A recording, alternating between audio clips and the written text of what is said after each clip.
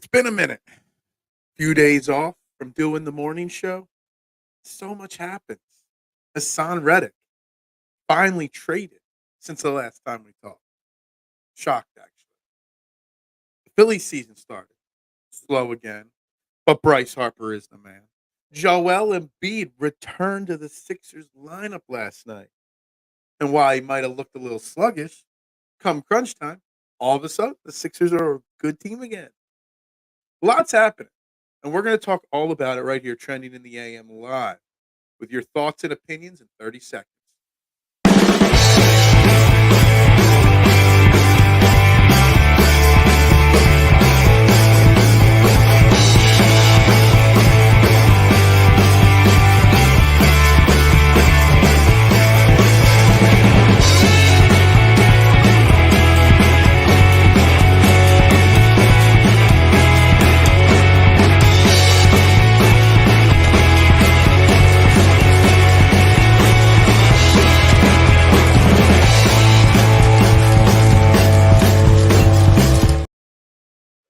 And a very good morning, everybody, and welcome to Trending in the AM right here on Philadelphia Sports Network. We are live, Facebook, YouTube, Twitter. You know the drill. Like, share, subscribe, retweet, follow wherever you are watching. Hit those buttons to get interactive with the show. As I continue to get them a little behind the eight ball here on sharing this out and getting set up on my own end here. We're back, baby. Had a few days off for Easter, went to the mountains. And of course, when I go away, everything big. I tried. The internet's just not strong enough in the mountains to do a show. But so much has been happening over the last 5 or 6 days that we've got so much to catch up on today. Like I said, Haason Reddick traded while my little 3-day hiatus happened. In a terrible deal. It's going to make the Eagles worse, big picture. We're going to talk about that today. But I'm going to try to not give my opinions, but maybe what Howie was thinking. I don't know. Try to find some reason why he did that deal. Last night, Sixers, Joel Embiid back on the court, even without Tyrese Maxey, and they go out and beat the number 1 seed Western Conference, Oklahoma City Thunder. Of course, Joel Embiid comes back once. One game after missing months of action. Completely out of shape, but completely alters the outcome of this team and the game last night. That is an MVP right there. So we're going to talk about that today as well. And the Phillies season started Friday, played a terrible weekend series against the Braves, came out and beat Cincinnati last night. They're turn corner. Yeah, maybe. Slow start, not overreacting, sure. But Bryce Harper, baby. Bryce Harper last night. It's the same night that Joel Embiid returns the Sixers lineup and leads them to victory. Bryce Harper puts the Phillies on his back and hits 3 freaking home runs. So all of that is on the table. Whatever you guys want to talk about, Sixers, Phillies, Eagles, all of it. We could talk about it. Does Phil not care about his fans still? No, I don't care. I'm a miserable curmudgeon. I don't care about anybody. You all are just pawns in my grand scheme, TMZ. Good morning, little G. How you doing? Yeah, we might have a need for an edge rusher now. Come draft day in Philadelphia. What is up, Duck? Good morning to you, my man. Eagles struggle with losses. Yeah, no, I don't think so. Morning, Mitchy Poo. My new house. Nice little question there. We make settlement on the new house Monday next week, so there will be no show next Monday. Got to be up and out of the house pretty early. Go to make final walkthrough, final settlement. Cross those fingers. Nothing goes wrong, but it looks good. Then over the course of a 2-week stretch, we'll be moving from here to the new house. So we'll see how that goes. Yeah. I got you, my man. Where the new crib? The new crib is in Coatesville, just north of where I'm at. Still same area though. 3 home runs from Bryce Harper, man. Talk about a slow start to the season for Bryce Harper, and then he busts out last night. Like, I mean, it doesn't get any better than that. 3 home runs. I'm sitting there and watching that game now last night. And I'm watching it. And I'm like, Bryce Harper's got 2 home runs. He comes up with those bases loaded. And I'm like, he's got to hit a 3rd home run here. He just has to. The look with the face covering on because of how cold it was and the weather. There's just no way he wasn't hitting that grand slam. And the pitch just before that he missed. He made an adjustment, and that pitcher threw the same pitch 2 pitches in a row. Bryce wasn't missing it a second time, and boom, grand slam. Shout out to my man Pinto or whatever his name was, the kid that hasn't pitched in 6.5 years for the Phillies, hasn't been in the majors in like 5, goes out there and gives us 4 innings of relief. Heck of a job for him there. Mitch bit with the cookie, yeah. Wrestling Mania, it's WrestleMania. 1,000 career runs. Yeah. You know what's there? He has a flair, Bryce Harper, for the dramatic. When something big, when a milestone happens, it always happens in great. It wasn't going to score his 1,000th run being walked in from third base or, somebody drives him in on a sac fly. Of course, it was going to be a grand slam that he scores his 1,000th run on. Season save for the Sixers. Absolutely. Joel Embiid last night returned after a couple months with the knee injury. Just think of it this way. Like, that kid instantly, not in game shape whatsoever, did not look smooth at all, had 6 turnovers, but instantly changed like that. Him being on the court, playing almost 30 minutes last night. And he looked sluggish. He was hanging his shoulders because of exhaustion. Yeah, I get all that.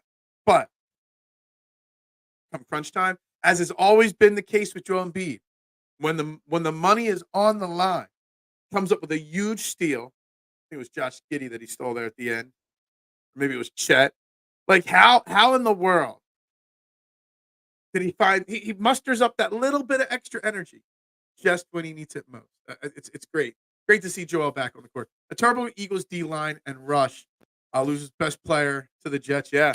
Haason Reddick might be the best Eagles player, defensively speaking. And the fact that we gave him away for a third, conditional second, which most likely the conditional second will hit for a second-round pick. And the Jets are then not giving him the extension he wanted, speaks volumes of what Haason Reddick really thought of being in Philly here.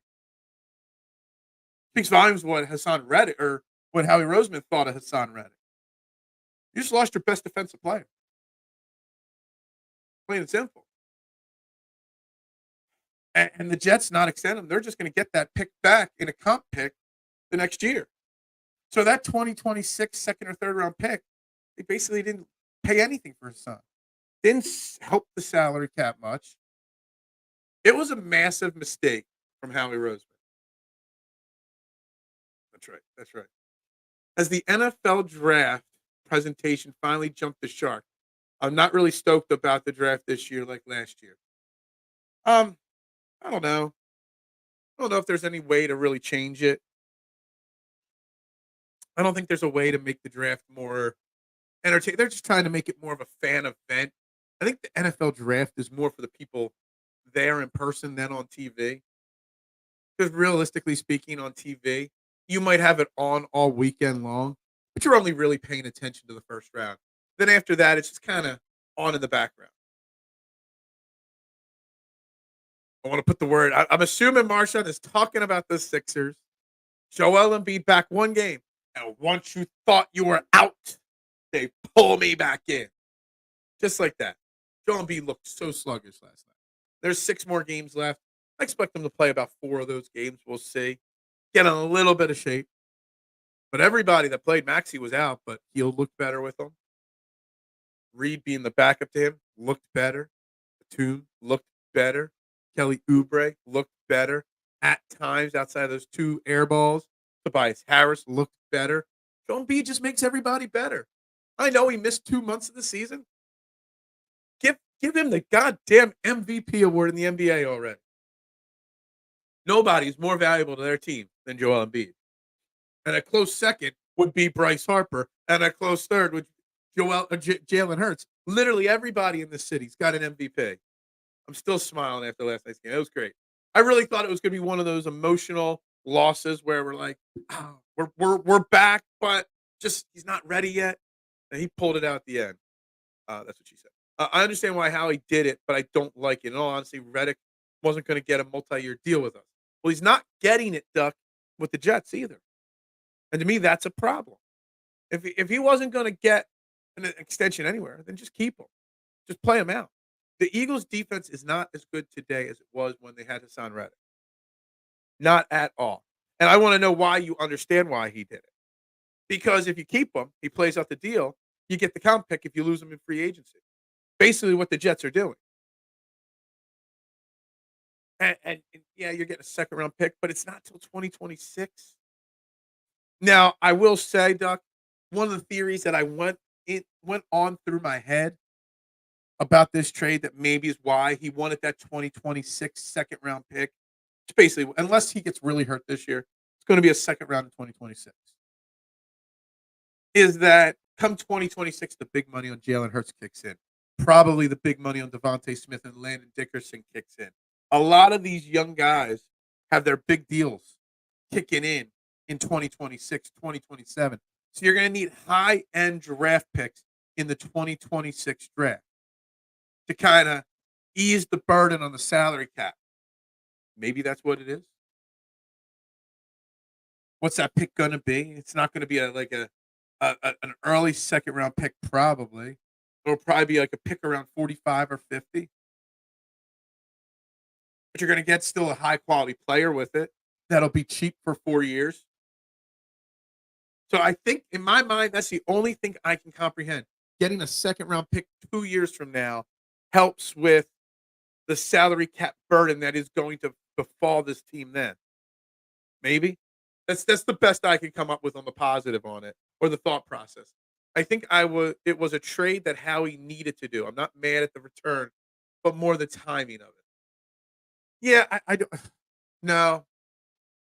I don't think he had to do it. I will also say some rumors started circulating that he was not a fan of Nick Sirianni.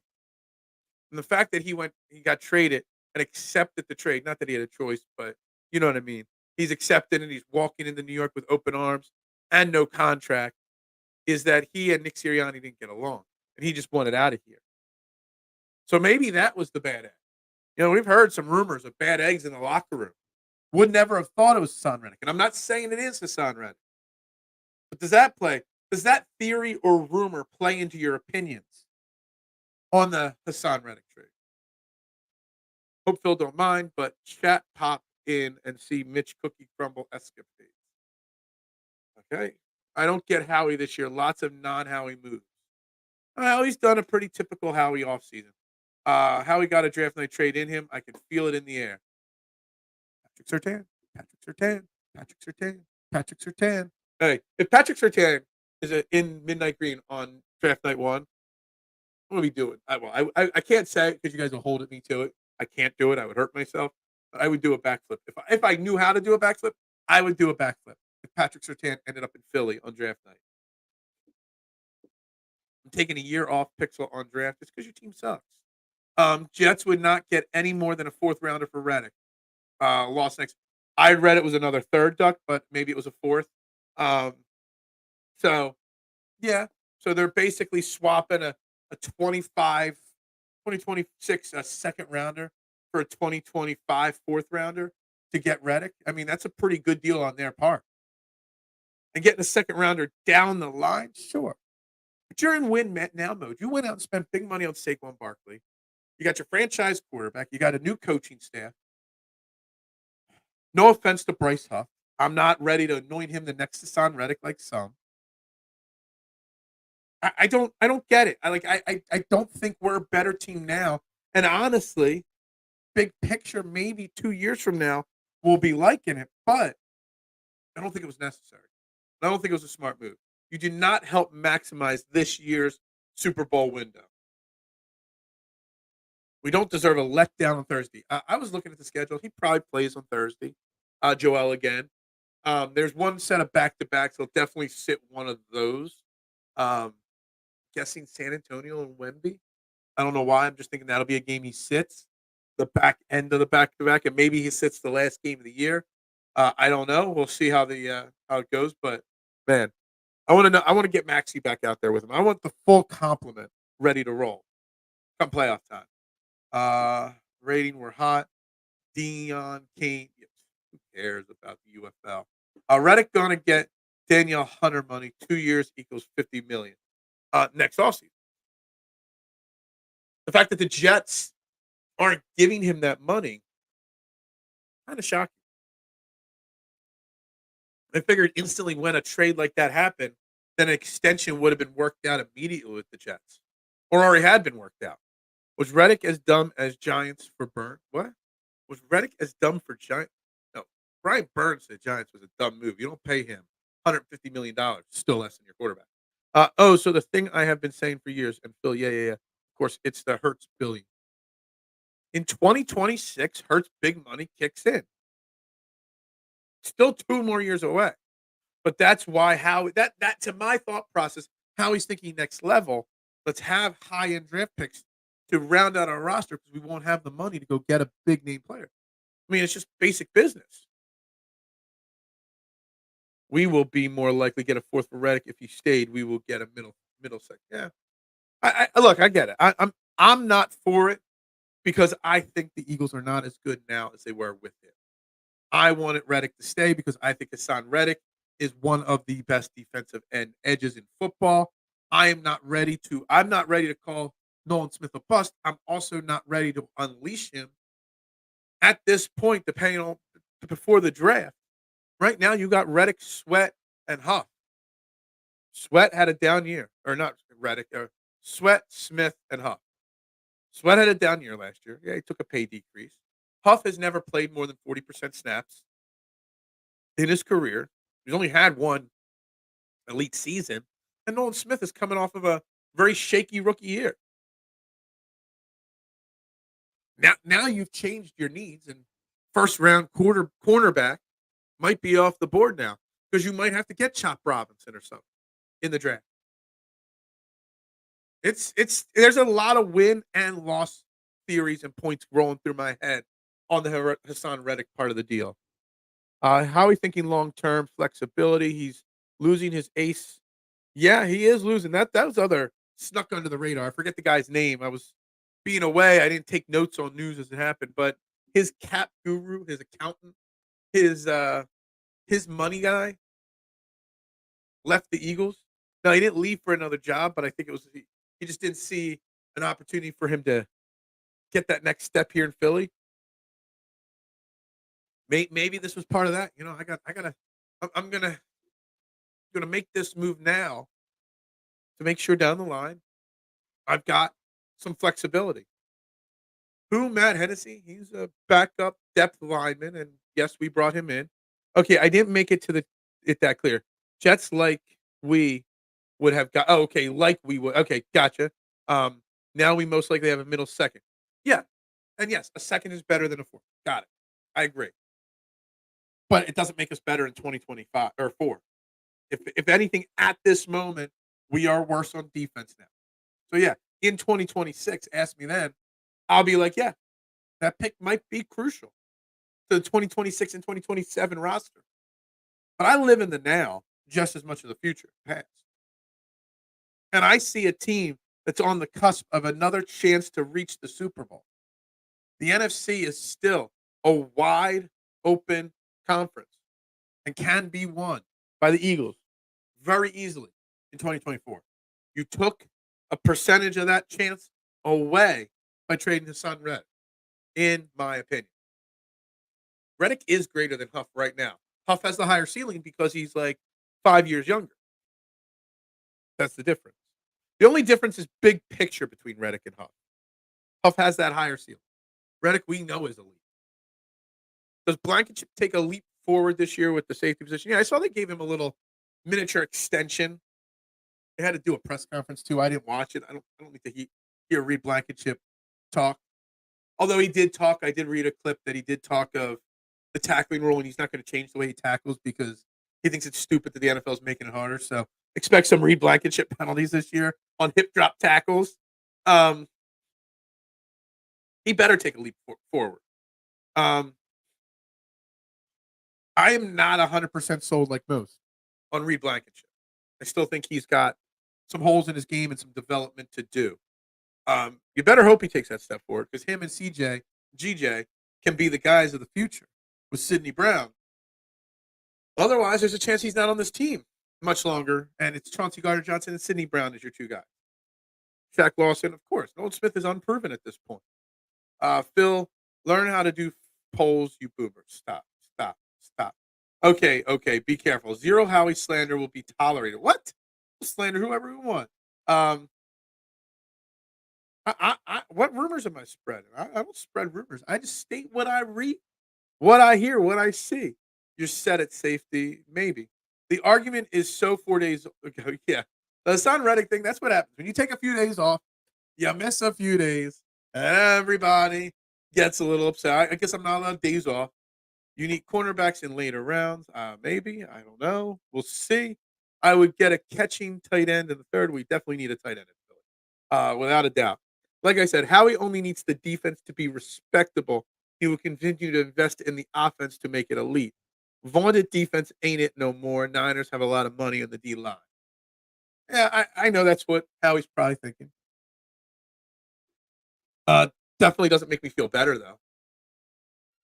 Doesn't mean it's right either. I think pick one. There's a strong chance it's going to be an edge for sure. You got Devin White, maybe use second on tight end or linebacker. Devin White is a placeholder at best.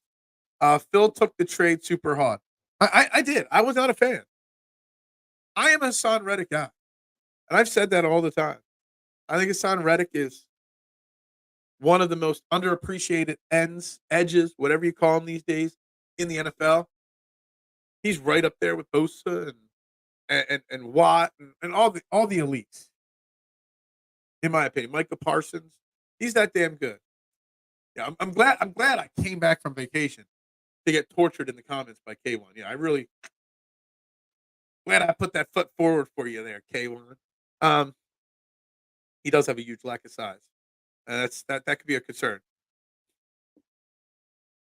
We aren't better at the D line, but we are better in the linebacker core and the defensive backfield. You win some, you lose some.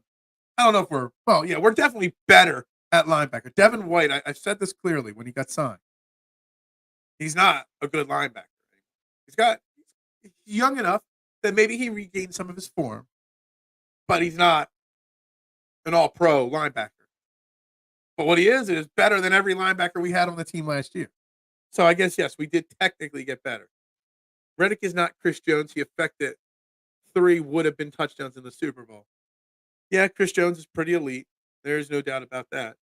Reddick is a Saint Reddick. Blankenship is a bench player. He's at the max level of physical talent. He's just an Epson highlight film, but his overall is what he actually is. I don't disagree with you, Doc. I think this city is really starved for an elite safety, and I think a lot of fans anointed him this elite safety far too quickly. He's made some big, bold plays with big picks at key times. He's also got beaten a lot. He's often in a wrong position. He takes some bad routes to ball carriers. I don't see Reed Blankenship as a top end safety. I really don't. But I'm going to give him the benefit of the doubt to develop. Still mad about Kenny Pickett? No, I'm over Kenny Pickett. That's old. You think Reddick's old news? Kenny Pickett's old news. I even deleted his name from the tags because I'm over it. I'm over Kenny Pickett. Reddick was here 2 seasons and Phil acts like he was Reggie White. Better than Reggie White, wasn't he? I'm surprised so many of you are okay with the Haason Reddick. I really expected a lot of people to be anti Haason Reddick. A third for Pickett was so dumb. It was. We covered that a lot. You're also a Tobias Harris guy. I'm not anymore. Although then last night, Joel Embiid comes back. Tobias Harris last night, 18 points, 6 rebounds, 4 assists, a blocked shot. Dropped 5 3-point shots last night. Damn, 5 for 8 from deep. I mean, he was 0 for 6 from inside the arc, but still 5 for 8 from 3. All of a sudden, Joel Embiid comes back, and Tobias Harris is back to being a solid basketball player again. Would you look at that? Maybe Moro Ajomo will save you. Actually, a lot of Eagles people are very high on him. 4 cookies is greater than Tobias Harris. Thumbs it up, you Cowboys fans. Yeah, something like that. Ed Reed Blankenship slander is uncalled for. Look, I'm not slandering Reed Blankenship. I just think there's a lot of people that have unrealistic expectations on who Reed Blankenship is. Like him getting that 1 year or 2 year extension, whatever it was. Like, did that garner a press conference? Was that necessary to have a press conference on Reed Blankenship signing extension? Next thing you know, we're gonna have a Kenny Gainwell extension party. We're gonna have a Tanner McKee, a rookie extension like we don't need a press conference for everybody. That just goes to show that the Eagles and some of the fans put him a little too high. Like that, we got to hear from him. That's all I'm saying. Phil's 2 steps behind the Kubler-Ross. Yeah, I'm a little behind. I really am. It's been a week since the trade. People got over it. Philly sucking Joel is back. Too many to digest. This is like a recap show. 5 days since last show was last Thursday. Today's Wednesday, so almost a week. I did miss Friday's show, Monday and Tuesday. So I missed 3 shows. And yeah, I don't think the Phillies suck. I mean, they put a whooping on last night. Perfect night last night, Philly sports. Bryce Harper goes yard 3 times to wake up this Phillies team and the fans. And Joel Embiid returns and helps lead the team to beat the number 1, now number 2 seed, Oklahoma City Thunder. What a night last night in Philly sports. I mean, it doesn't get much. Actually, both games were at home. What a night in South Philly last night. You can't beat that. You can't beat it at all. Hit the like button. Yes, please hit that like button, share button, subscribe button. Whoever's watching, wherever you're watching, hit that like button, please. Retweet button, share button. You call them mid. You call a lot of people mid, but you don't even know. Come join us at Acceptance, fam. Yeah, you guys had time to get over it. I stewed in the mountains with like half-assed Wi-Fi service, when this news broke. Sat out by the fire pit discussing it with myself instead of anybody else. This is my first chance to clear my mind of these things. You're like, headline news today. That was so concise and more accurate than most of the radio stations. Yeah, maybe. We've got 2 words for you. We back, baby. Well, that was 3 words. We back. That's right. Back for this week. Next week will be a shortened week again because I got house settlement on Monday. I don't know what's going to be happening next week. All I gotta do, guys. Big things coming down the pipeline here. That's why it's very important that you follow me on all social media platforms: Facebook, YouTube, Twitter, Instagram, TikTok, at Bearded Knowledge, Phil Stiefel. Okay, find me on there. There's going to be some big things dropping, and it might change some of the things we're trending in the AM in coming weeks. So make sure you're following along, please. I greatly appreciate it.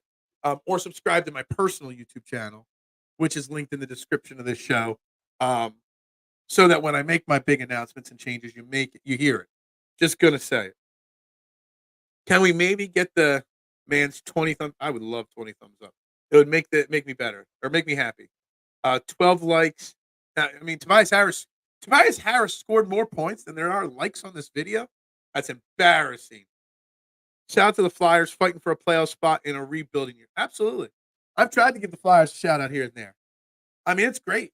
I mean, I really wish they would have tried to maximize this run. You never know.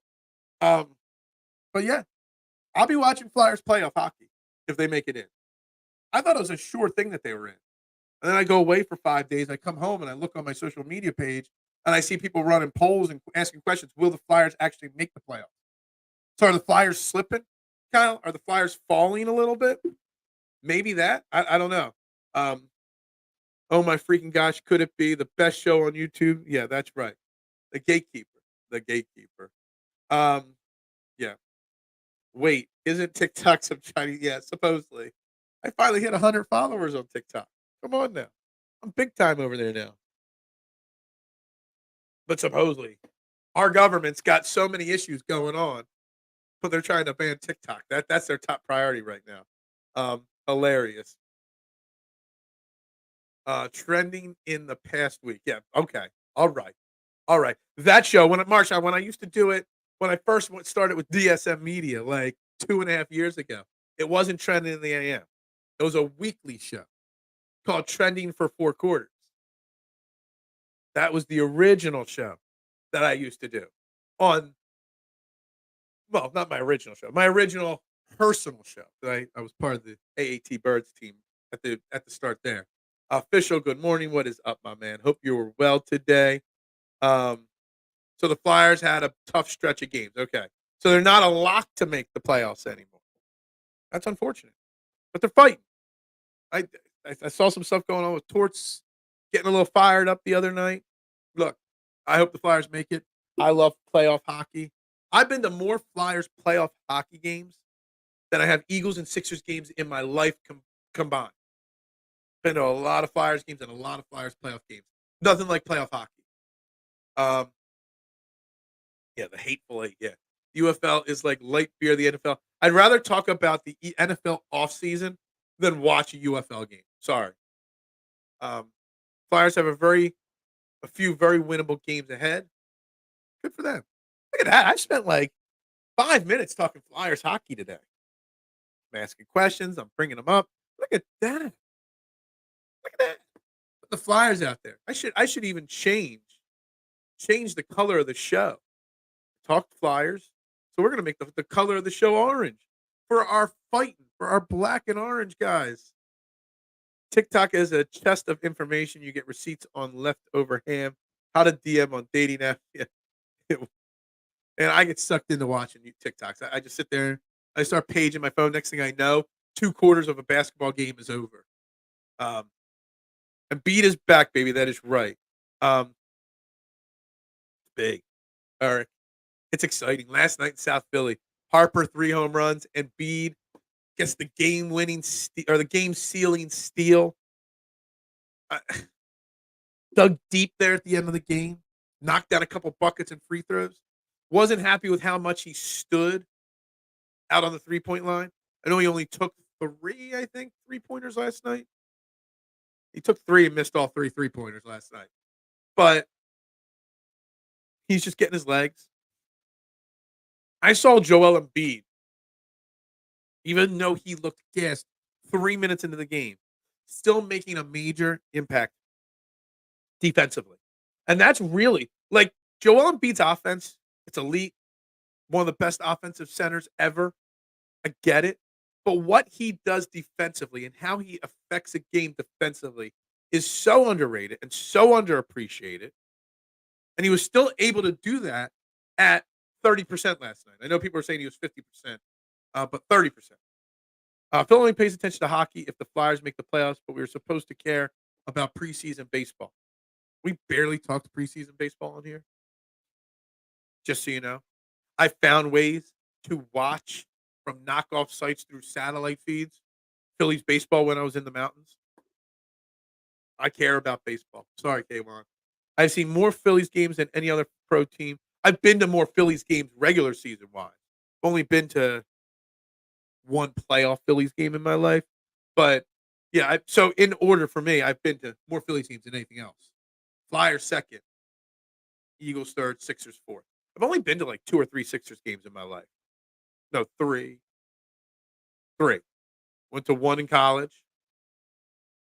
I went to the Kobe Bryant tribute game, and I went to a President's Day game once up in Brooklyn to watch them beat up on the Nets.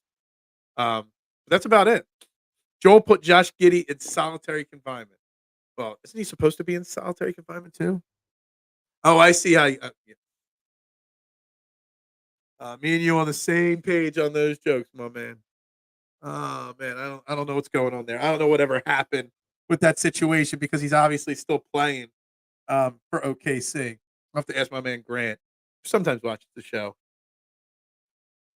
but he's a big Thunder fan. He lives out that way. I'll have to ask him about that one. What's going on with the Giddy situation? But Joel Embiid comes back one game and instantly is affecting so much of the game, the flow of the game in a good way. Oh, I got it. I just wasn't saying it the way you spelled it. Oh, I got it. I don't want to. I don't know. Not sure how I feel about making jokes about that topic. Like I want to. Un-PC Phil wants to make jokes about it, but I have a reputation to be a respectable person I don't want to make the joke. But anyway, I get what you did there. Yeah, exactly. I think Eric's on board with it too. Us old guys, we got 30 minds. People are even happier at work because of Joel. Dude, I'm telling you, Joel being back. There's nothing bad happened there. Like it literally. Like I felt bad for Joel for a little bit last night because Joel Embiid, you could just tell he was so gassed so quickly, and I don't know what the. How do I say this? Like I knew he was going to be massively gassed last night, but he was massively gassed right away last night.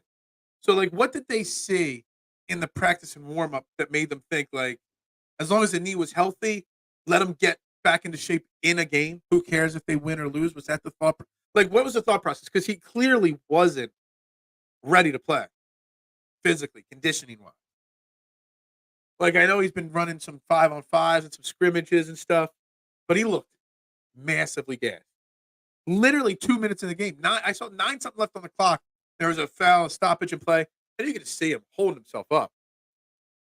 Again, and the knee brace. He does not like wearing those knee braces at all. Did we win last night? The Sixers won last night. The Phillies won last night. You guys won last night because today I'm back, baby. So everybody's winning right now. Bryce Harper, well, duh. That's a dumb thing to say, but accurate as well. Number 21 on the team, but number 1 in your hearts, Joel Embiid. And not only that, just give him the damn MVP award. I don't care about minimum games. I bet you, based off of the way he played last night and the way he played early in this season, I bet you, if there was not a games limit rule now for the MVP, Joel Embiid would get a bunch of MVP votes. He wouldn't win it, but he'd get a bunch of votes, without a doubt. Great. Trying to start that kind of drama. We'll put Mitchie's last comment up there. No, stop. Let's not make those jokes. But Joel Embiid, like, literally comes back one game. And all is right in the world instantly. And is it a coincidence that Joel Embiid's night back, Bryce Harper hadn't had a hit in the first 4 games of the season, goes out and gets 3 home runs and drives in 6 RBIs last night? Is that a coincidence? I wanted to talk about Rob Thomson and the Phillies today in a negative light. But I can't even talk negatively about the Phillies today because last night, Bryce Harper, Spencer Turnbull, Pinto, dominated. How the Phillies canceled opening day so easily in advance because maybe of rain. It didn't rain much. They could have played opening day. But then instead of canceling last night's game, they made them play in the rain all night long. Explain it to me. I don't know. Yeah, number 1 ranked bullpen in all of baseball. And you had to call up a kid that hasn't pitched for your team in over 6 years, that has like a 200 ERA in his career. And not only did you make him pitch last night, you made him pitch 4 innings of relief last night because you had nobody left because you burned out your bullpen in 4 games. Rob Thomson, again, for the 2nd year in a row, has this Phillies team ill prepared to play to start the season. I know I said I'm not going to complain about his lineup writing, but I've already gotten frustrated with the lineup writing a bunch of times. Again, I said it before last season started, that Rob Thomson had never been in the big chair before to start a season. Would he have the guys prepared? Nope, they're the same slow starting team. They did that last year. They're doing it again. Hitters not ready right away. Pitching. Starting pitching's been pretty solid. It's the bullpen. Outside of Aaron Nola, the other 4 guys have pitched really well. And I expect Aaron Nola to be fine.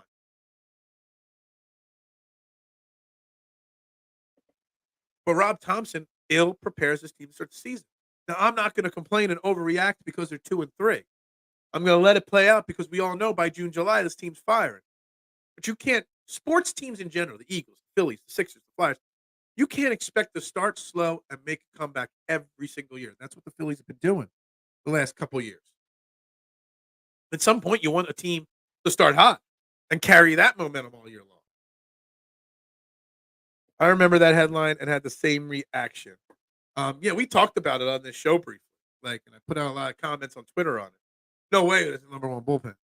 You got to the fact that we are already stuck calling up guys like Pinto to pitch out of the pen just shows how Dave Dombrowski mismanaged the pitching this offseason. Pathetic. Pathetic. How Brandon Marsh has already been benched twice. I want to overreact. I'm not, but I can. The fact that bouncing these lineups around already, don't want it. Bryce Harper, game of the year, fourth game off. There's been quite a few head stretching moves, but this bullpen was supposedly so elite. Now I expect Alvarado to be fine. Hoffman to be a fine pitcher. Sir Anthony, I'm still teetering on. But outside of that, the back end or the early part of this bullpen, it's not good. Oh, you can make it up, and they made it up when they made that list. You want me to move that Eagles that B jersey? Maybe I could switch Embiid and Goddard. Maybe that's what I'll do. Behind the Johnson jersey, I still have my James Harden jersey hanging up. It's just hiding now. And of course, you've got the Sugar Shane Falco jersey back there. You always got to get a little Sugar Shane Falco into the screen. Got to have the Sugar Shane Falco. But yeah, maybe I should give the Joel Embiid a little bit more front and center attention with his comeback last night. Maybe. Okay, Embiid and Goddard is good, but maybe Goddard just gets a little back end. Oh, we'll see what the new what the new studio is going to be.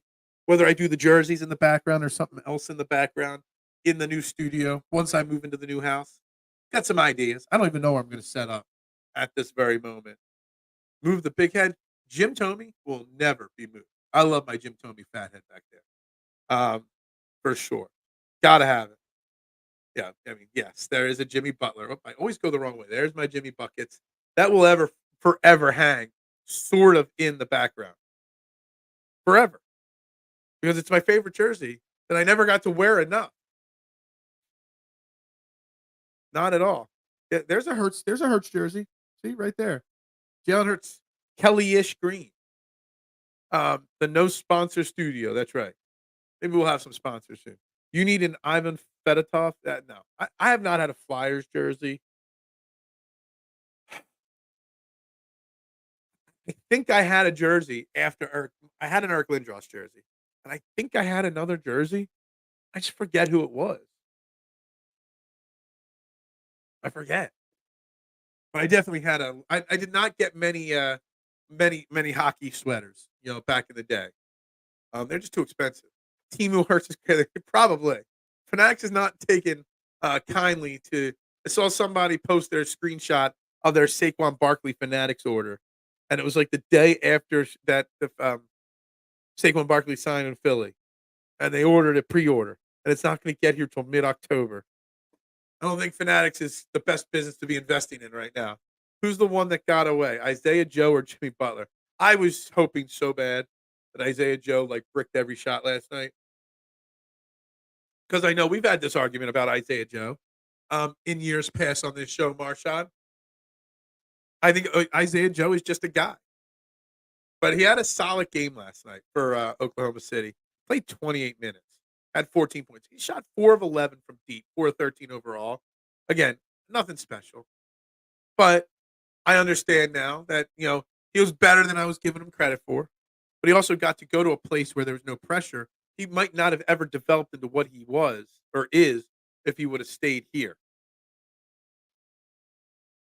I don't think so. Because you can't develop guys while you're trying to win titles. Oklahoma City was developing him last year. They weren't in any playoff or title conversation. So I think that plays a big part in it. Yeah, no. Stop. Not even funny. Not gonna laugh at it. You guys are not gonna make me laugh at a Carter Hart joke. Okay? It's not gonna happen. Not going to happen.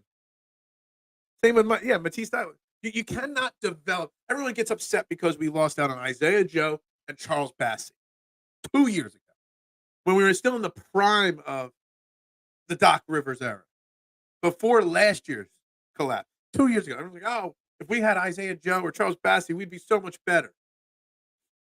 Well, guys, 2 years ago, we were trying to win an NBA championship. You don't got time to develop fringe players and see if they're going to be something. Who are you going to bench? If you would have spent time developing Isaiah Joe, guess what? Tyrese Maxey might not have developed. Who might be one of the 5 or 10 best players under 25 years old in the NBA. Possibly a future MVP player, caliber player. Maybe not win it by close. Future cornerstone of this organization for the next, he'll be the next guy to get a max contract. So if you develop Isaiah Joe, maybe you don't get what you get out of Tyrese Maxey. If you try to develop Charles Bassey, Paul Reed wouldn't be here. Paul Reed's a very, very good backup center. So you got to look at that like that. Like if we were a middling team, if we were a team that was fighting for the 7th seed, like we are now would be a time. Like we've spent a little bit of time here and there developing KJ Martin and a few other young guys this year. Ricky Council. But because we're not a title contender. When you legitimately believe you are winning an NBA championship or a championship in any sport, you don't have time to, well, let's see. Let's give the young kid 2 weeks and see if he, no. They got to develop and practice and stuff like that. So they walk and they go elsewhere. They become trade bait. And then everyone's like, they scored. There's a leading scorer on every bad team. Doesn't mean they're the leading, like a great player. It just means they're the best of a bad bunch. I know Tobias will average 20 points per game in Detroit next year. Maybe. Or maybe he'll be averaging 17 points a game in Philadelphia next year. See a 3-year deal, $45 million, $50 million going to Tobias Harris from Daryl Morey in this offseason. I'm not going to lie. I don't see him leaving. What was questionable about the Joe cut is that they kept Furkan. Yeah, I don't. That is right, but it's not like Furkan was playing, and Furkan knew what he was. It's not like they were trying to develop him. He was there as a body. If there was injuries, that he could step in. Isaiah Joe needed to go somewhere where he could be gifted that opportunity to develop. Same thing with Bassey going to San Antonio. Now he got hurt this year, I think, and then they drafted Wemby, so he was whatever. But he was developing in San Antonio in a bad team. You can justify playing young guys in those situations and accepting their mistakes because you're building towards something. You can't do that when you're trying to be a 1 or 2 seed in the Eastern Conference and trying to win a title. Sunk cost in the AM? What? What's a sunk cost? Tobias was averaging 20 points per game with the Clippers when Elton traded for him. He was. And that's why we thought Doc Rivers was a perfect hire at the time, too. Because he's the one that maximized Tobias.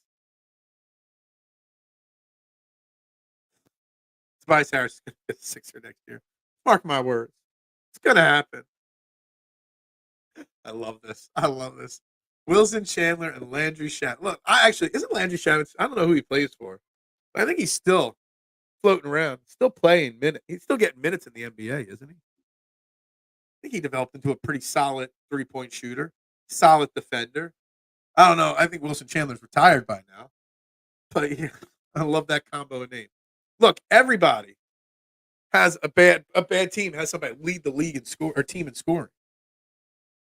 And I'm not saying Oklahoma City's bad now, but you can afford to make those kind of things when you're a bad team. Sixers aren't a bad team, especially now that Joel Embiid's back. Rookie Landry Shamet was shooting that. Yeah, he was. Then he go to Phoenix, and then I don't know. You guys want a mock draft? K1, do you want a mock draft? I will do a mock draft tomorrow. We'll do mock draft live 1.0 because I've done a lot of mock drafts online, but on Twitter, live mock draft tomorrow unless there's some crazy breaking news today that we've got to cover. We will kick off tomorrow's show with a mock draft, and I will do everything in my power to make sure we draft Haason Reddick's replacement. Okay, that's that. I'm just telling you right now.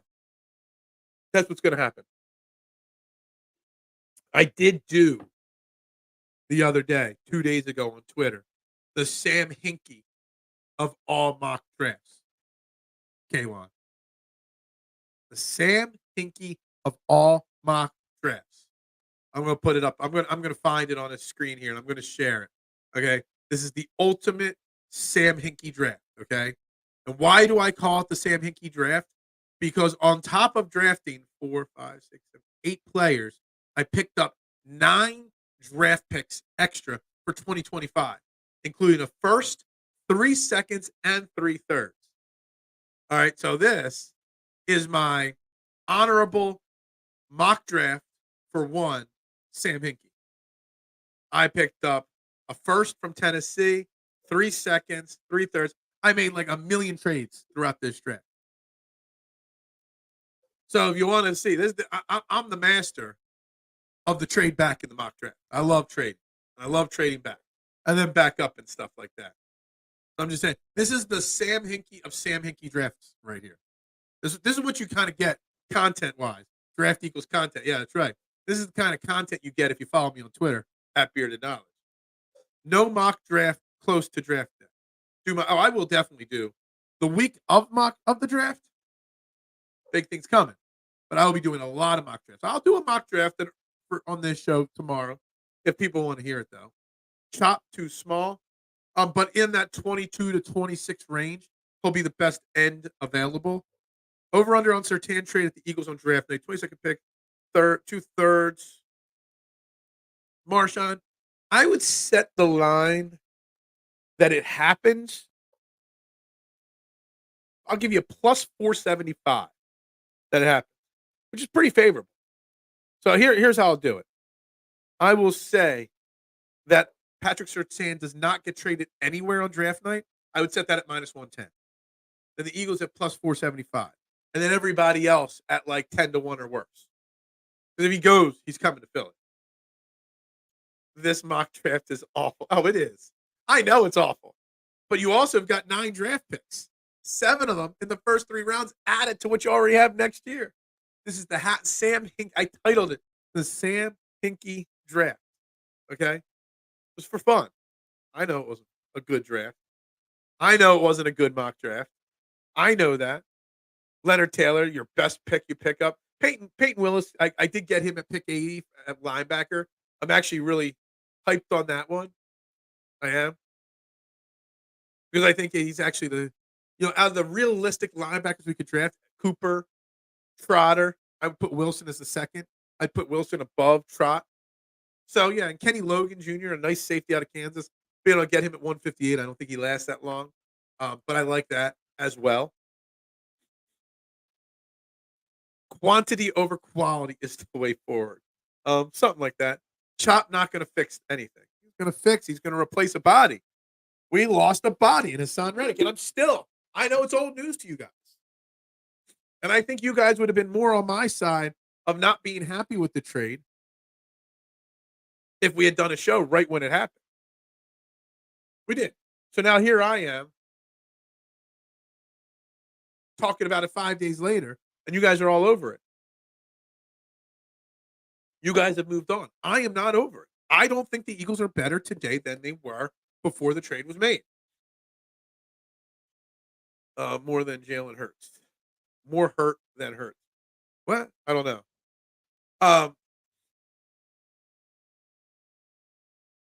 Getting basically a second round 2 picks 2 years from now for a guy that would make a major difference on you getting to the Super Bowl. And you got rid of him. I know the future matters. The future will matter forever. And Howie will always keep an eye down the line. And I think he did a good job of getting a pick in the future that will, help ease the burden of the salary cap. A second round pick 2 years from now. That is a good pick to have. Problem is, right now, today, April 3rd, April 3rd, 2024, I'm not worried about 2026. I'm worried about 2024. I'm worried about getting to the Super Bowl this year. You have less of a chance without Reddick than with him. Sam Hinkie is the homie. He deserves a statue outside the random Chase Bank in Philadelphia. Yeah. I love me some Sam Hinkie. I always wanted to go back, and I just don't have the free time to do it. I always wanted to go back and look at every single move the Sixers made and what the league looked like at that moment after he was forced out of the city, and rethink what would have Hinkie done in this situation, the Fultz draft night situation. What would have Hinkie done? What would he have done in any of the free agent signings, like the coaching changes? Like what would have Hinkie done? I've always wanted to go back on that. Play on word with hurts, never mind. Yeah, it went right over my head. Am I not allowed? You're not bringing anything to the table. Why am I still? Isn't that what I do? Do you want me to go back to an old topic and say The Rock sucks? I'll go back to that rant. It is WrestleMania weekend. It's here. I could just say that. But no, I'm talking about Reddick. I'm talking about Bryce Harper. And I'm talking about Joel Embiid today. That is what we're talking about today, whether you like it or not. Howie uses that pick to move up and take one of the top 3 edges in this draft. We're going to trade it right away. Tim, that's a very strong possibility that is what Howie does. You know, we already talked a few minutes ago. Somebody asked what the odds are of a Patrick Surtain draft night trade. I've been pushing that if Patrick Surtain is on the market, really on the market, that Howie Roseman will be fighting damn hard for Patrick Surtain. And that pick is not going to be a 3rd-round pick. It's probably going to be a 2nd-round pick. Is very viable in that trade, too. And yeah, he might actually be trying to trade up in the draft as well. The difference between picks 10 and 15 to 22 and 26, big difference in quality of players. Now, I don't know how far up he can move from 22, realistically speaking, with what assets he's got, but it could very well happen. Very well happen. I thought we had reached acceptance for a minute there. No, I'm not over it. I'm not. Sam Hinkie would have fleeced the Kings for Ben Simmons. Yeah, we'd have Tyrese Halliburton and DeAndre Fox. I don't know what's going on there. Anyway, he would have. He would have gotten the world from the Kings. This day forward, April 3rd shall be known as April Fool's Day. That was a weak. That was a weak joke. That was a very weak joke right there. The Rock is awful. I hate the recent Bloodline. I do too. The Bloodline is a fantastic storyline over the last 3-4 years, and they've ruined it with The Rock. I hate it. I'm bored. Don't watch it. Like it literally does. It's ruining WrestleMania. It is completely ruining. I'm talking year 2 Ben Simmons. He would have traded Ben. Like yeah, he might have. There's so much. I'm so fascinated with every single move that was made after Sam Hinkie left. What would have been the counter from Sam Hinkie in that situation? Like it fascinates the hell out of me. If I won the Powerball and I had free time all the time, I would literally start a research thing because it's not just what would have Sam Hinkie done, but also what was going on. Like, was there another free agent available? Was there another trade that happened somewhere else that Hinkie would have beat out for a different player? Like, you got to really dive deep into every move in that exact moment, what teams were thinking. And I would be so curious to work that all out. I just don't got the time to work all that out. Howie likes D-line and O-line. Turner, Verse, and Latu are all in the realm of him moving up to get them. Tim, what do you think about Latu? Latu? I'm not a fan of moving up in the first round to get an injured, questionable player like Latu. Now, I don't know a lot about him, but the one thing I do keep hearing is he's got question marks with injuries. The talent's there. The elite talent is there. But there is some risk there with that reward. And if he fell to 22, yes, I would consider him there. But I don't know how I feel about trading future assets to move up for a guy that's got that injury tag. Just my opinion. Cody loses night 1, then gets help from a surprise alley on night 2, and The Rock turns on Roman, thus making him Yeah, it's setting up for a Reigns versus Rock for the, what do they call it? The head of the table, the lay.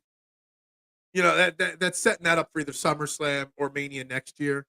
The Rock, basically, what'll happen is the Rock and Roman will both go away after WrestleMania, and then we'll see them both pop up around SummerSlam to both start promoting their Mania. Like it's so predictable. It's so stupid.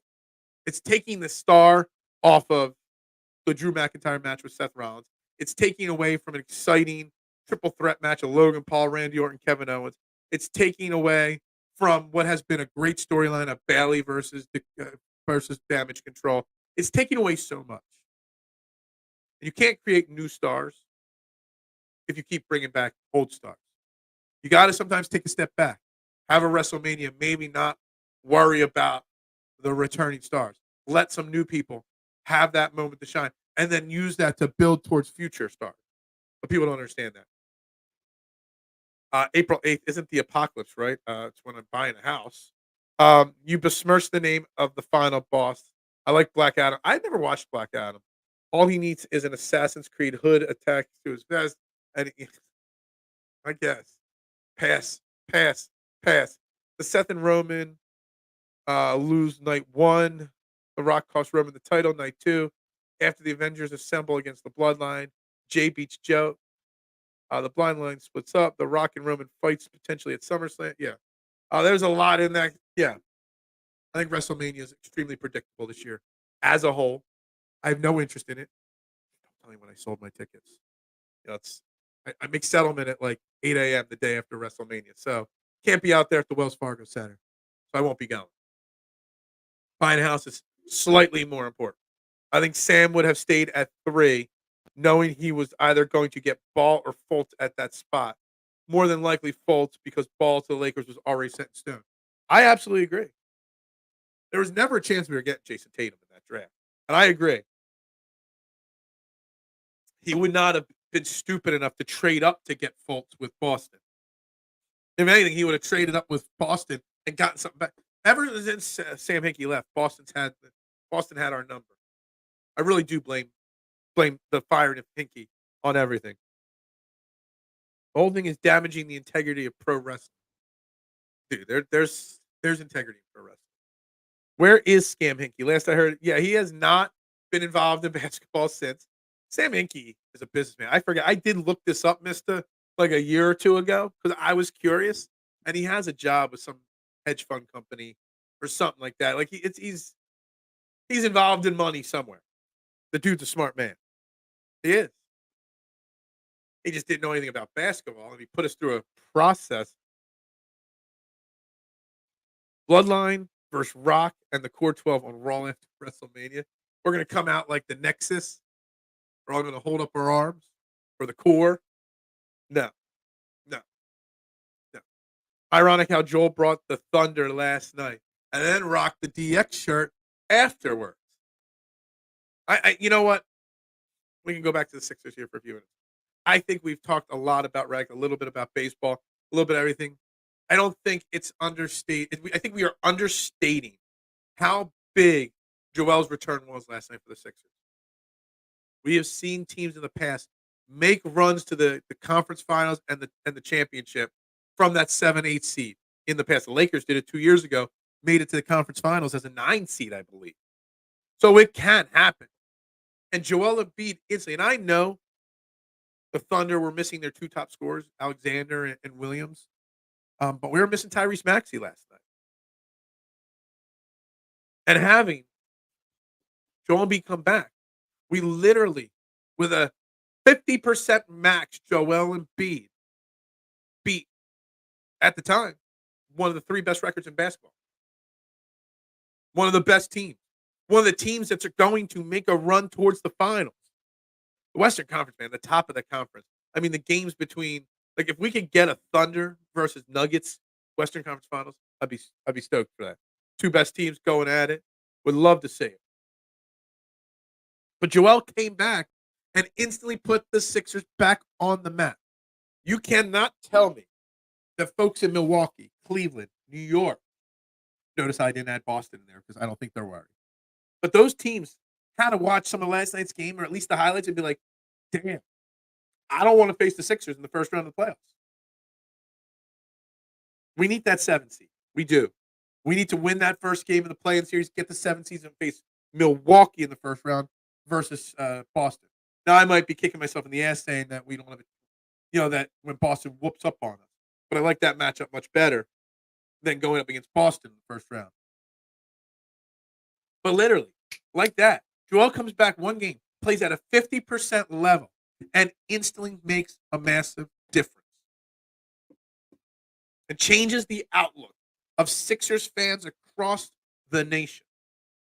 Like that. Would have gotten more for Noel and Okafor. I think he was still here for the Noel trade. Sam Hinkie. I want to say he was. Sam Hinkie can be our Paul Heyman. I don't think Sam Hinkie has the personality for that. Just saying. Yeah. Hinkie probably cashed out. I'm buying early stocks. Oh my god. Embiid will be as healthy as he's ever been to start the playoffs. That might be. He might not have the endurance build up, but he'll be healthy. I'm just gonna say it. I don't know if anybody noticed it, and it was one of these weird things that just crossed my mind last night. But I think it was like the first or second play of the game.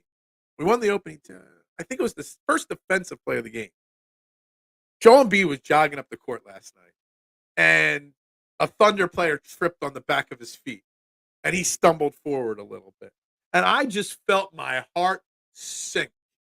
I'm like, oh my God, I hope he didn't just hurt him there. And he was fine. But I'm going to be so hyper emotional every time Joel Embiid tries to block a shot, tries to make, he had the steal to close the game, and he does the breakaway, and he tries to draw the foul, and he does, and whatnot. But he goes to the ground. Something like every time Joel Embiid touches the ball, I'm going to be so like, ugh. Every time he goes down, ugh. But he is healthy. He's just not in shape yet. Where I'm not going there. So I had to get rid of them because I'm going to house settlement the day after. They were in like section 216 or something like that, Mitch. So they weren't great seats. I knew I could get you on board. You guys are just randomly chatting in the comments. Joel Embiid is well rested for the playoffs. He's been resting since January. Yeah, resting or rehabbing. There's a big difference there, mister. And you know what? He is going to be rested. But it doesn't mean he's in game shape. He is not in physical run up and down the court shape yet. And it is going to take a lot of time to get him there. Yeah, I sold him, buddy. Sorry. Would Inky have kept Brett Brown or would he have hired established coach? He would have eventually moved. I think you would have seen Mike D'Antoni. There's a very good chance of that. Very good chance. And we traded, somebody you said earlier that he would have gotten so much out of for Ben Simmons. Is there a scenario where Joel Embiid gets traded by Sam Hinkie, not Ben Simmons? Just saying. Maybe that happens in Hinkie's world. Hinkie might have done the Butler trade since it cost the team 2 seconds. I don't know. Yeah, and he might not have done the Tobias Harris because that cost first round picks. Am I the only one to notice Phil left the Flyers orange up? I did it purposely for you guys. I changed it to the Flyers. Now that you mentioned, see, since you did it, I'm gonna have to change it. We'll go Phillies red. How about Phillies? Oh, yeah, let's go Phillies red for the final 20 minutes of the show. How about that? Since you mentioned it, now I have to take it off. You ruined it for yourself. Yeah. Phil does it to taunt me. No, now I'm taunting you even more. I see it was just something there in the background to excite you. But then you mentioned it, so now I have to cut it off. Joel did look skinny last night. I don't know where the 20 pounds came from. But he did look slimmer, for sure.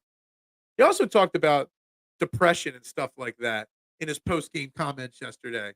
And it's honestly pretty cool that he was willing to admit that he really struggled to handle this injury over others. I think he realized how great he was playing and how much of a chance this team had this year. All the drama was gone of James Harden, etc. Like I really do, and he really struggled with it. And I'm really proud of him for opening up about that and talking so blatantly about it. I really am. You are a cruel, cruel man. That is not the first time I've been told that. Sorry. It is what it is. Did Embiid have 20 pounds to lose? Yeah, Joel Embiid was a big boy. He's a big boy. Hey, 20 pounds, is a lot for a 7'2" man. It's a difference in your knees, massively. Rip Brown was a placeholder, and the team was ready. He would have gotten a good coach. But I don't make Mike D'Antoni a good coach. Mike D'Antoni, I really think would have been here if Sam Hinkie stayed. Still, we were at 12 likes like 30 minutes ago. Like, what in the world is this team doing? Come on.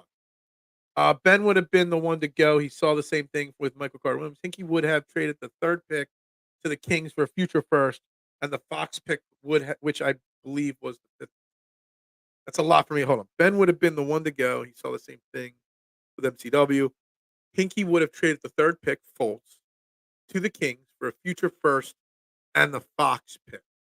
Okay, gotcha. I had to reread that because I don't know. Maybe I read it the first time too fast. So you're saying it would have been Fox and an extra pick here? Yeah, maybe. Sam Hinkie would have gotten yeah. Okay, it is what it is. I can't help. I can't help. I take a couple days off and everybody forgets about me. You guys think I forgot about you? You guys forgot about me. Hinkie would have traded 5 likes for a future. Yeah. You're so funny. So funny. So funny. But Joel, I mean, I think it's so understated to say that last night proved why he's the MVP of the league. Literally. That guy was so I still can't get over the steal he had of Kitty at the end of the game there. The guy was gassed. The guy had nothing at all in the tank. 3 minutes into the game, he was gassed. And we've seen it so many times from him. When crunch time comes, all of a sudden the adrenaline of crunch time. Has there been a player? Can you name a player like Joel Embiid that in crunch time can muster up a little extra energy? We talk about the standing ovations for Trey Turner and other things that we've done here in Philly. The emotions of the crowd really, really, really, really have always boosted up Joel a little bit more. And comes up with a key steal and breakaway and sealing free throws at the end.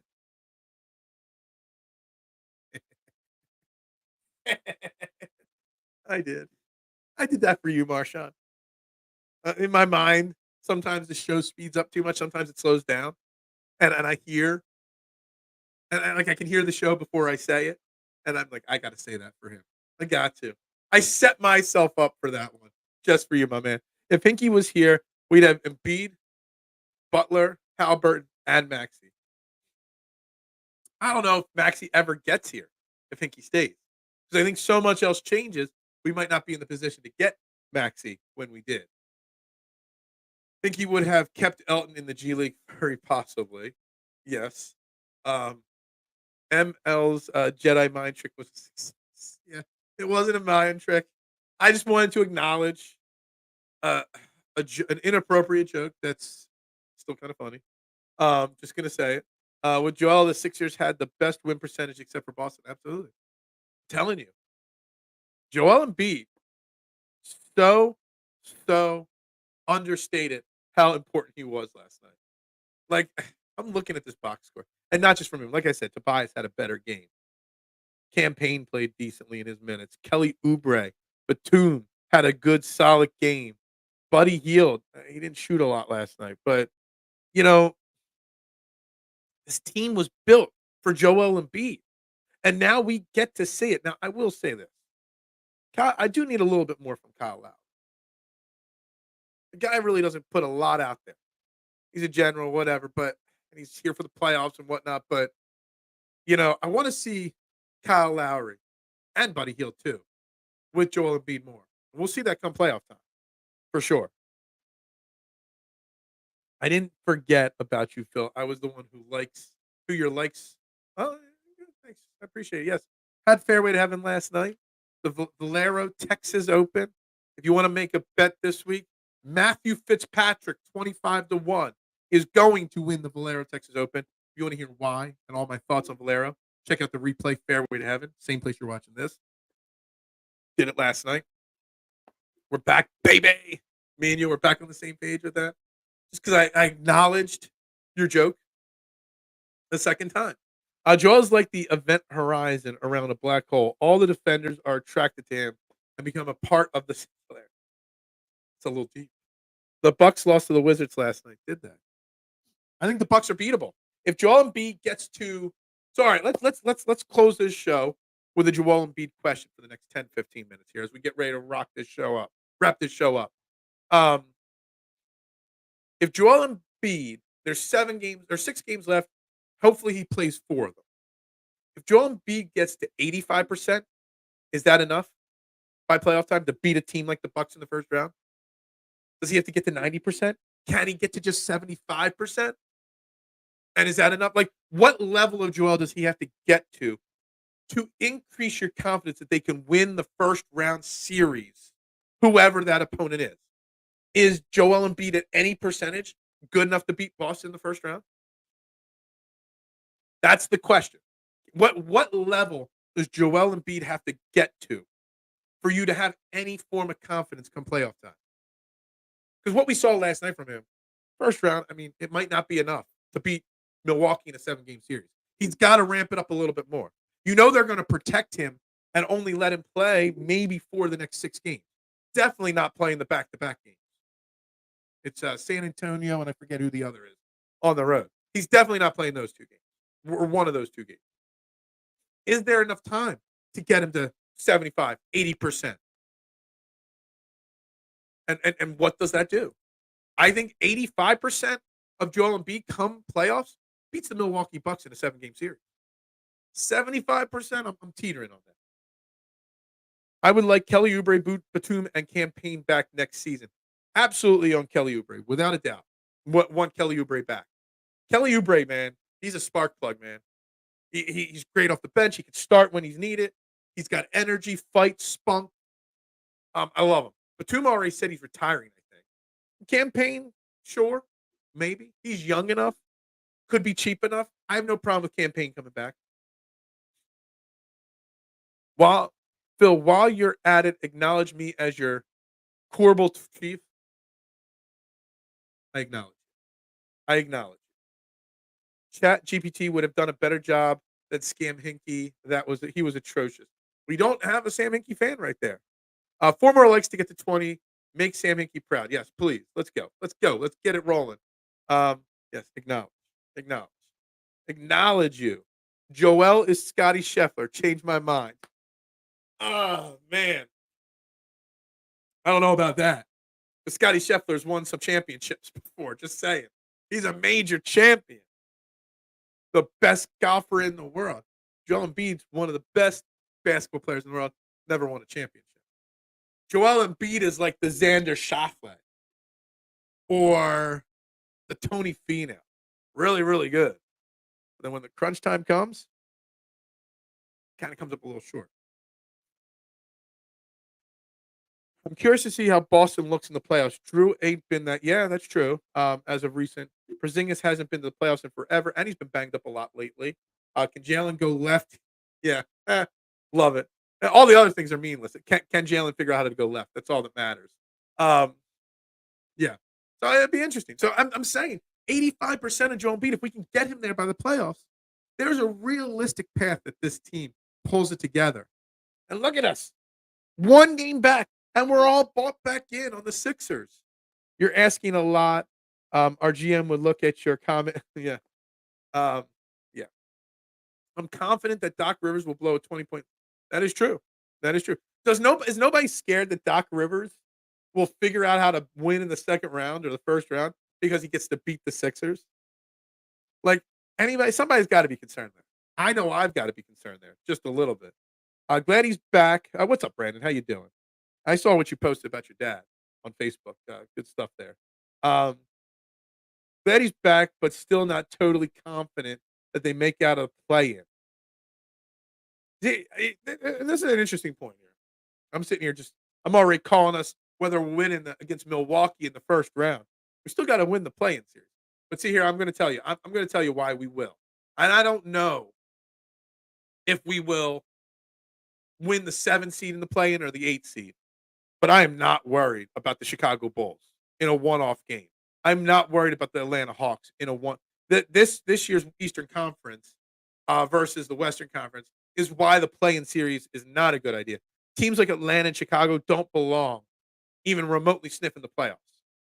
I mean, Atlanta's 35 and 40, and they're going to make the playoffs.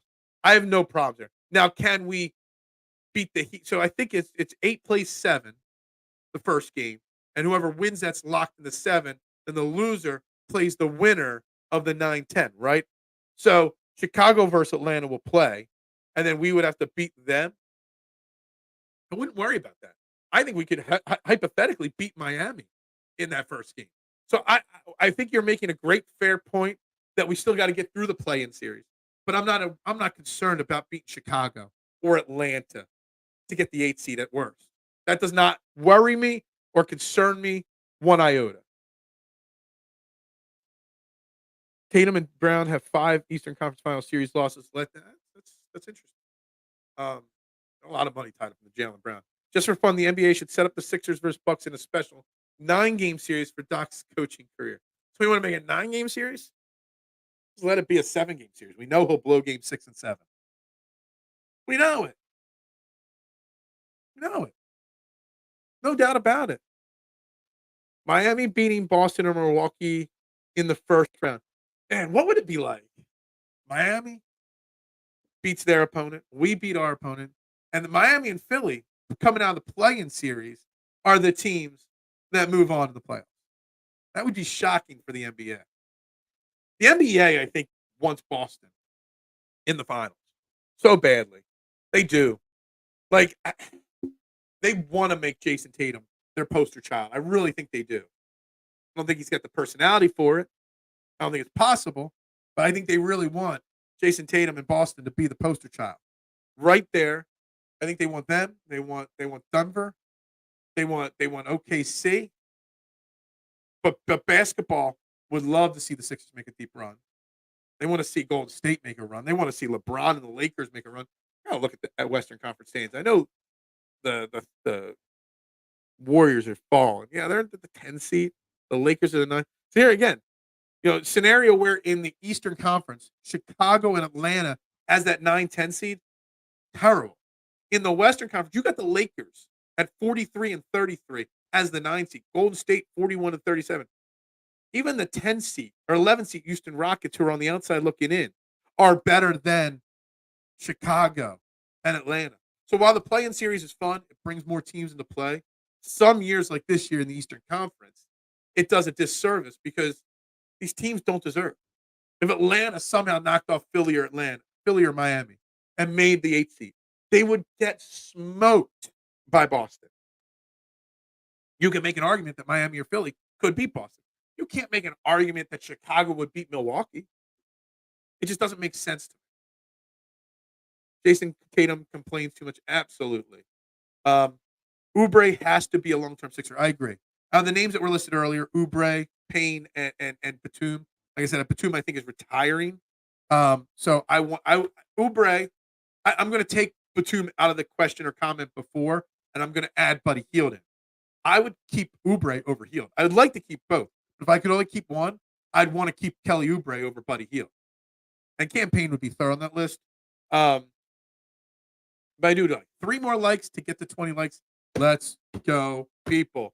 Like, share. We got 5 minutes left in the show. Hit that like button, that share button, that subscribe button. Make sure you go to the links below.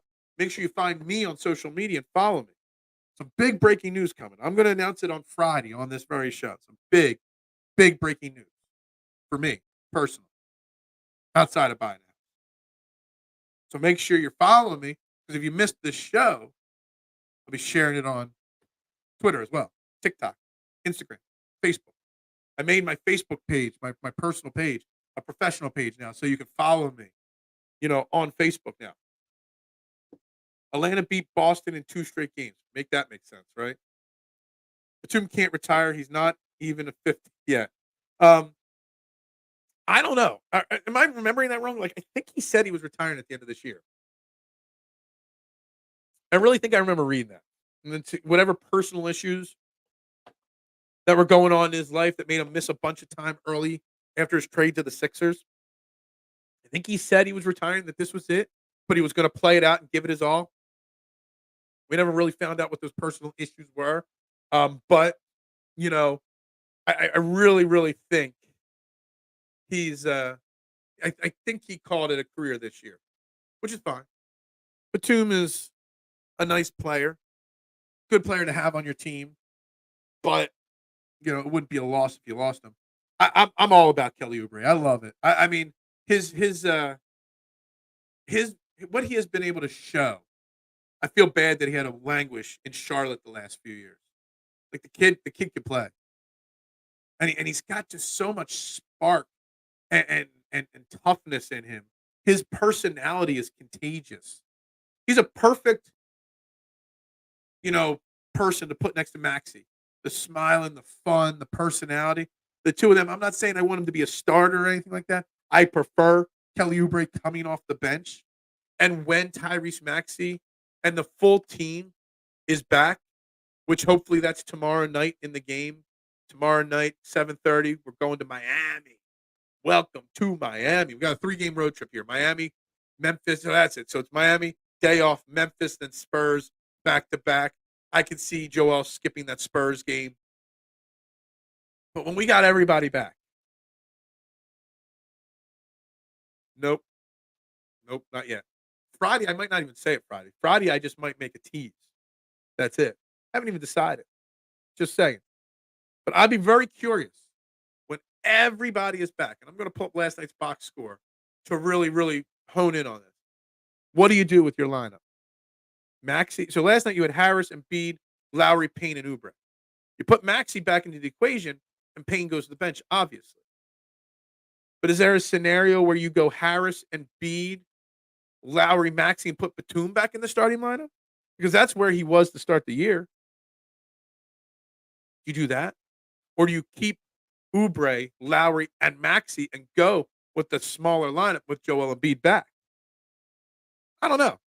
There's also the argument to be made that Buddy Hield should be back in the starting lineup because he was brought here to pair with Joel Embiid.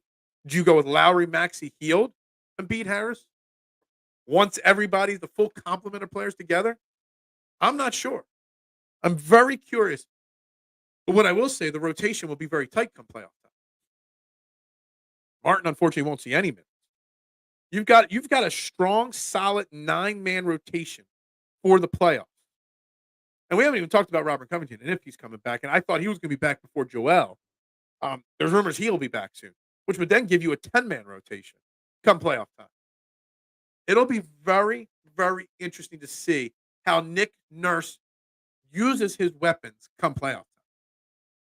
And maybe that's on the agenda tomorrow, too. Think about it, guys, for tomorrow. You don't want to talk too much. You don't want to talk about Haason Reddick. That's old news. That's fine. Some people want a mock draft. I'm going to run a live mock draft tomorrow. No problem. We're going to do mock draft tomorrow and what the Philadelphia 76ers rotation and minutes should be like come the playoffs. Now that Joel Embiid's back. This is Sixers team is interchangeable. We're having a discussion on who should be in the starting lineup. This team is deep in the first time in the got to get healthy. You got to get Joel Embiid into game shape. Sure. But you're right. There's a lot of interchangeable parts. And I hope I was worried a little bit about it last night, and I saw some hiccups here and there throughout it. Joel Embiid still has to be integrated. A lot of these guys have not. Campaign hasn't played with Joel. Lowry, that was his first time playing with Joel. Some of the guys that were on this team only played a little bit with Joel. Hield's never played with Joel. Martin hasn't played much with Joel. There's a lot of moving pieces that don't know how to play with Joel. So these next 6 games, probably 4 or 5 that Joel plays in, very, very crucial, very, very critical to get some continuity with them all.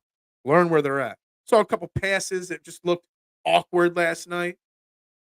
Just didn't seem like they were all on the same page.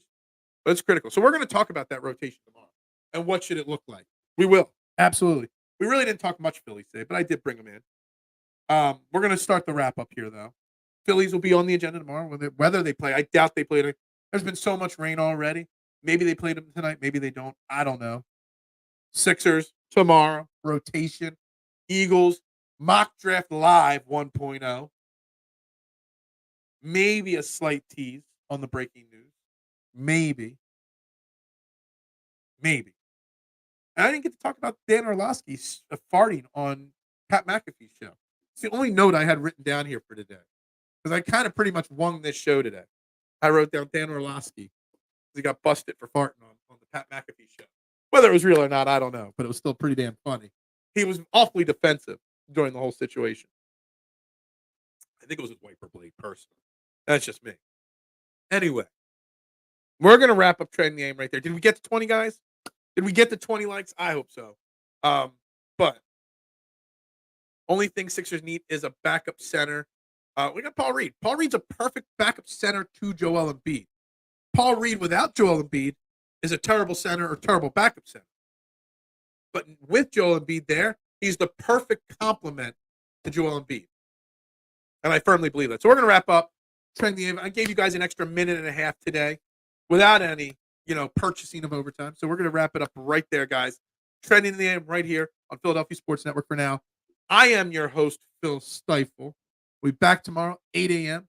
Another episode. What we'll talk about? I threw out some hints. Bring whatever you want to the table, guys. Like, share, subscribe, retweet. Follow me at Bearded Knowledge. Every social media platform. That is where you can find me.